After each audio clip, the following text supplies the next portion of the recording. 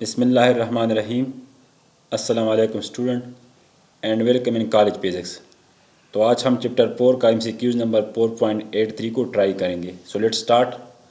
MCQs number 4.83, work done in raising a box depend on how fast it is raised, the strength of the man, the height by which it is raised, none of these. हमें मालूम है कि work done क्या होता है। Work done equal to force multiplied by displacement. ठीक है, हमारे पास जब भी कोई मास हो उसको हम एक पॉइंट से दूसरी पॉइंट तक हाइट पर ले जाते हैं तो हमारा वर्क डन जो है वो कन्वर्ट होता है किस में, पोटेंशियल एनर्जी में। So potential energy is equal to mgh. So this expression shows that potential energy independent of time, potential energy independent the strength of the person, potential energy only depend upon the height by which it is raised. So the correct option is option C. MCQ number 4.84. A body at rest may have energy, momentum, speed, velocity. तो याद रखिए हमारे पास कोई भी एक body है, मिसाल के तौर पर ये हमारे पास ग्राउंड है और इस पर हमारे पास एक बॉडी पड़ा है, तो इसकी जो पोटेंशियल एनर्जी होगी हमारे पास क्या होगी, एब्सोल्यूट पोटेंशियल एनर्जी होगी। Absolute potential energy equal to G M by R. So याद रखिए हमारे पास कोई भी एक बॉडी हो और रेस्ट में हो, उसकी एनर्जी होती है लेकिन मोमेंटम नहीं होता, स्पीड नहीं होता, वेलोसिटी नहीं होता। लाइक ए बॉडी या a book on the table which having potential energy, बस momentum is zero, speed is zero, velocity is zero. और हमारे पास कोई भी एक बॉल हो वो हम जो है एक टेबल पर रखते हैं। मिसाल के तौर पे हमारे पास एक टेबल है, यहाँ पर हमने एक बॉल को रखा है, तो इसकी पोटेंशियल एनर्जी क्या है, mgh, लेकिन इसकी वेलोसिटी क्या है, ज़ीरो। तो velocity zero means speed is zero, speed zero means momentum is zero. So a body at rest having the energy but momentum, speed and velocity never exist. MCQ number 4.85. The kinetic energy possessed by a body of mass m moving with velocity v is equal to half m square, provided the body move with velocities comparable to that of light, the body move with velocity negligible compared to that of speed of light, the body move with velocity greater than speed of light. तो याद रखें हमारे पास ये जो equation है, ये equation उस वक्त वैलिड है जब हमारे पास कोई भी एक बॉडी हो और वो मोशन स्टार्ट करता हो but its velocity is very very small compare to velocity of light. अगर इसकी वेलोसिटी ज़्यादा हो जाए तो फिर इसको हम काइनेमेटिक रिलेटिविस्टिक इक्वेशन में एक्सप्रेस करेंगे। और हमारे पास रिलेटिविस्टिक काइनेटिक एनर्जी जो होती है वो हमारे पास होती है half am not 1 minus v square by c square into v square. So this equation is hold only when the particle motion या velocity is very very small compared to the velocity of light. So the correct option is option B. MCQ number 4.86. If the momentum of a body increase in time, its kinetic energy increase how much? तो हमें मालूम है kinetic energy क्या होता है, proportional to p square. अब अगर इसकी मोमेंटम को हम इंक्रीज करें n time, so kinetic energy increase square time means n power 2. So the correct option is option D. MCQ number 4.87. When work is done on a body by an external force, its only kinetic energy increase, only potential energy increase, both kinetic and potential energy may increase and sum of kinetic and potential energy remain constant. तो याद रखिए हमारे पास कोई भी मिसाल के तौर पर एक बॉडी है और उस पर हम वर्क करते हैं तो इसकी काइनेटिक और पोटेंशियल एनर्जी दोनों में इंक्रीज जो है पॉसिबल है। मिसाल के तौर पर हमारे पास लेट सपोज ये एक रूट है या एक रास्ता है और ये हमारे पास जो है एक गाड़ी यहाँ पर खड़ी है और एक बंदा है, इस पर स्पोर्ट्स लगाता है पीछे की तरफ से, means work is done. So the work done by this person will be converted toward change in kinetic energy of the car and potential energy of the car, क्योंकि कार जो है ये मोशन भी करता है, मीन्स इसकी kinetic energy में भी चेंज आती है और ज़मीन से जो है हाइट पर भी जो है वो जा रहा है। तो it's means the work done by the person is equal to what, change in kinetic energy and change in potential energy. So the best option is option C. MCQ number 4.88. Tripling the speed of motor car, multiply the distance need for the stopping will be what? तो याद रखिए इसको हमने already पढ़ा है कि हमारे पास जो स्टॉपिंग डिस्टेंस होता है x, this is proportional to square of the velocity of the car. अब अगर इसकी वेलोसिटी को हम 3 टाइम इंक्रीज़ करें, ट्रिपल करें, सो द स्टॉपिंग डिस्टेंस भी इंक्रीज स्क्वायर टाइम। मीन्स अगर वेलोसिटी को हम इंक्रीज़ करें n time, then stopping distance will be increase square time. So यहाँ पर वेलोसिटी हमने इंक्रीज़ किया 3 time, so stopping distance will be increase 3 power to 9 times. So the best option is option C. MCQs number 4.89. If the kinetic energy of a body increase by 0.1%, then the percentage increase in momentum will be what? तो very simple, यहाँ पर जो है हम वो वाला formula use करेंगे जो हमने ऑलरेडी पढ़ा है। तो इस तरह के बहुत से क्वेश्चन हमने ऑलरेडी डिस्कस किए। हमें मालूम है कि मोमेंटम क्या होता है, directly proportional to square root of energy. तो परसेंटेज इंक्रीज मोमेंटम का इक्वेशन यूज़ करेंगे। Final kinetic energy square root minus initial kinetic energy square root divide by initial kinetic energy square root. तो यहाँ पर हमारे पास इनिशियल जो kinetic energy हो क्या 100%, तो 100% को हम 1 में भी एक्सप्रेस कर सकते हैं, 1 under the root. Final kinetic energy हमारे पास क्या है, इनिशियल काइनेटिक एनर्जी 100 प्लस 0.1%, तो ये हमारे पास बन जाएगी 1.001 स्क्वायर रूट। अगर इसको हम मज़ीद सिंप्लीफाई करें, we obtain 0.05%। So it means if the kinetic energy increase 0.1%, momentum will be increase 0.05%. So the best option is option A.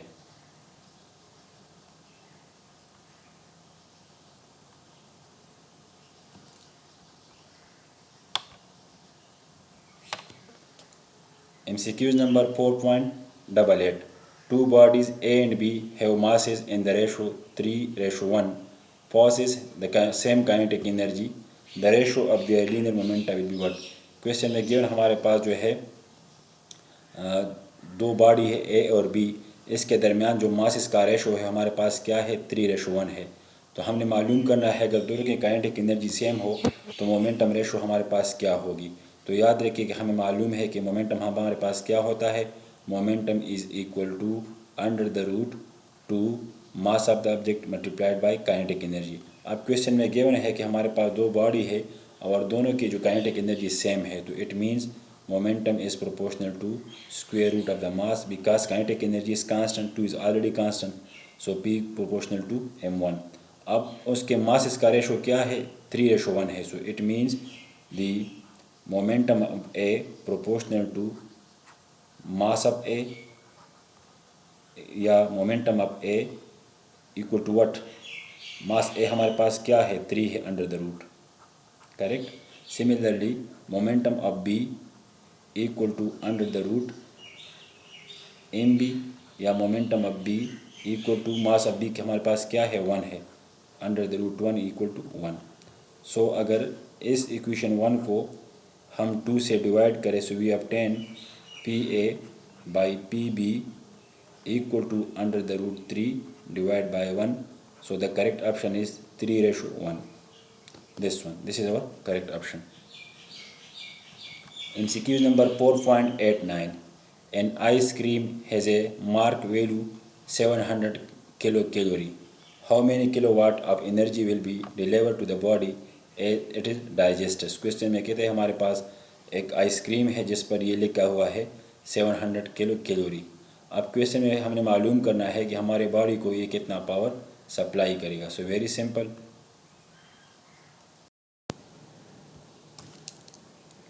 तो हमें गिवन है एनर्जी हमारे पास क्या है, 700 किलो कैलोरी। तो ये 10⁻³ किलो की जगह हमने लिखा, और 1 कैलोरी जो है वो बराबर है 184 जॉल, करेक्ट। यहाँ पर याद रखिए इसके साथ हमने आवर को मल्टीप्लाइड किया और डिवाइड किया, यहाँ पर आवर लगा, ये नीचे भी आवर, और हमें मालूम है 1 आवर इक्वल टू 3600 सेकंड।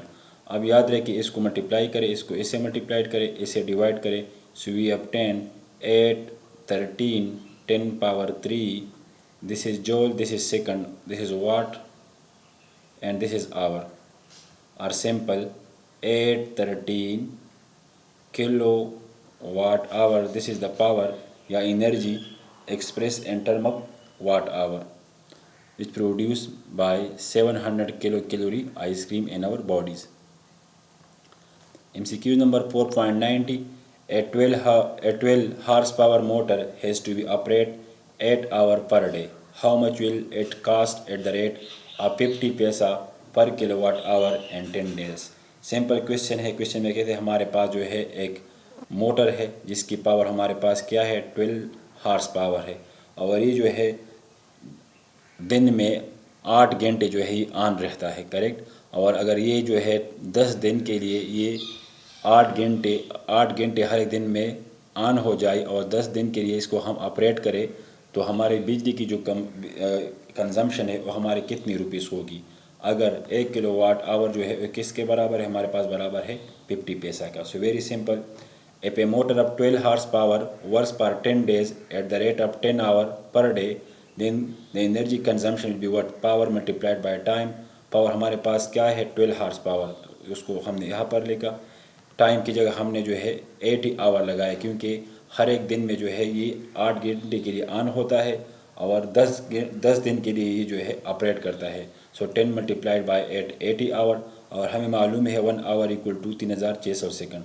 अगर इसको हम मज़ीद सिंप्लीफाई करें तो इसकी जो एनर्जी हमारे पास क्या होगी, ये 12 हार्स पावर की जो पावर है इस कितनी एनर्जी के बराबर होगी, 2.58 10 power 9 joule.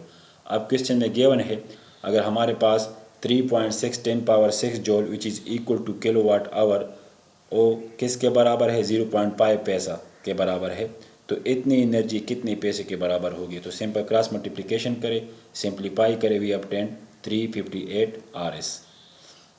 MCQ number 4.91, from an automatic gun a man fires 360 bullets per minute with a speed of 360 km per hour.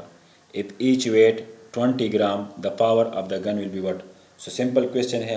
Question में कहता है कि हमारे पास कोई भी एक गन है जो 1 मिनट में 360 बुलेट को एमिट करता है। किस रफ्तार से? इस रफ्तार से, करेक्ट। और हर एक के मास कितने हैं हमारे पास, 20 ग्राम है। तो आप लोगों ने मालूम करना है कि इस गन का पावर क्या होगा। तो यह ज़ाहिर बात है, पावर क्या होता है, work done per unit time. यहाँ पर जो वर्क होता है वो होता है in the form of kinetic energy. So kinetic energy divide by time, यहाँ पर हमने एन को लगाया क्योंकि हमारे पास ही काइनेटिक एनर्जी है एक बुलेट की। अगर हमारे पास एन बुलेट हो तो काइनेटिक एनर्जी होगी n multiplied by kinetic energy of each bullet. अब ये क्वेश्चन में गिवन है इनवर्टी 360 bullet per unit minute per minute. तो यहाँ पर हम लिखेंगे 360 डिवाइड बाई 60, 1/2 को एज इट एज रहने देंगे। मास जो है एक बुलेट की मास है हमारे पास which is equal to 0.02 kilogram. Velocity हमारे पास क्या है, 360 multiplied by 10 power 3 divide by 3600। इसको मीटर सेकंड में कन्वर्ट करें। So by simplify this we obtain 600 watt. So this is the power of the gun. MCQ number 4.92, if the heart pushes 1 centimeter cube of blood in 1 second under pressure this one, the power of the heart will be what? Question में कहते हैं हमारे पास एक heart है, correct, जिसकी जो है power pressure कितना है हमारे पास ये है, और ये जो है हर एक सेकंड में 1 सेंटीमीटर क्यूब ब्लड को जो है सप्लाई करता है। तो हमने इसकी पावर को मालूम करना है। तो पावर क्या होता है, the ratio between work and per unit time. यहाँ पर वर्क जो है याद रखिए, क्वेश्चन नंबर चैप्टर नंबर 10 में हम पढ़ेंगे भी कि वर्क जो है हमारे पास in case of fluid dynamics, in case of liquid, work बराबर होता है प्रेशर मल्टीप्लाइड बाय वॉल्यूम के, करेक्ट। सो यहाँ वर्क की जगह हमने प्रेशर मल्टीप्लाइड बाय वॉल्यूम को पुट किया, टाइम को एज इट एज रहने दिया। तो यहाँ पर वैल्यू को पुट करें, this is the pressure which is equal to 20,000 newton per metre square and this is given 1 cc mean 1 centimetre cube. तो इसको हम मीटर क्यूब में कन्वर्ट करेंगे। हमें मालूम है 1 centimetre equal to 10 power minus 2 metre. अगर इसका क्यूब ले ले so 1/10 10 power minus 6 metre cube, correct. So by solving this we obtain 0.02 watt. So this is the power of a heart which emit 1 centimeter cube blood to the body. So the correct option is option number A.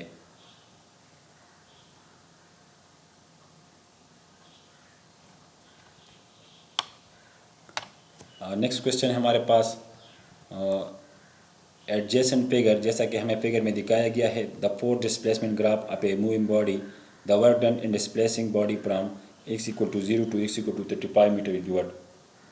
एक question में हमें एक graph दिया है जिसके axis पर displacement है, y पर जो है फोर्स है, इस ग्राफ से आप लोगों ने मालूम करना है कि इस पॉइंट से लेकर इस पॉइंट तक 35 मीटर तक कितना वर्क हुआ है। तो याद रखिए, अगर हमारे पास वाई पर फोर्स हो और एक्सिस पर टाइम हो तो यहाँ पर जो एरिया बनता है, जो ये फिगर बनता है, ये हमेशा कौन सी फिजिकल क्वांटिटी को शो करेगा? वर्क को शो करेगा। तो आसानी के खातिर जो है हमने इस सारी रीजन को 3 फिगर में डिवाइड किया। फिर हम यहाँ से लेकर यहाँ तक ये हमारे पास हो गया एक ट्राइंगल, यहाँ से लेकर यहाँ तक हमारे पास हो गया ये एक रेक्टेंगल, और यहाँ से जो है यहाँ तक अगेन हमारे पास एक ट्राइंगल है। हमने मालूम करना है work done from zero to this point, correct. So this is our triangle. So हम इसका एरिया मालूम करेंगे, इसका तीनों को सम करेंगे। So we obtain the result. So work equal to what? Half base multiplied by height. ये हमारे पास बेस है 10, ये हमारे पास height 10, correct. Length multiply by width, ये हमारे पास जो है 10 से लेकर 30 तक, ये हमारे पास कितना हो गया? 20 मीटर लेंथ, और इसकी हाइट कितनी है हमारे पास? 10। अब इसको देखिए, यहाँ से लेकर यहाँ तक हमारे पास 30 to 35 बेस हो गया 5, और इसकी हाइट हमारे पास कितनी है? From 5 to 10 equal to 5। तो सिंपल इसकी वैल्यू को पुट करें, 1/2 base multiplied by height plus length multiply by weight plus half base multiplied by height, इस सारे को ऐड करें। So we obtain 287.5 joule.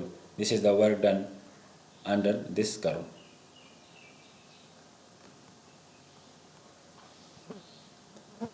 MCQ number 4.94.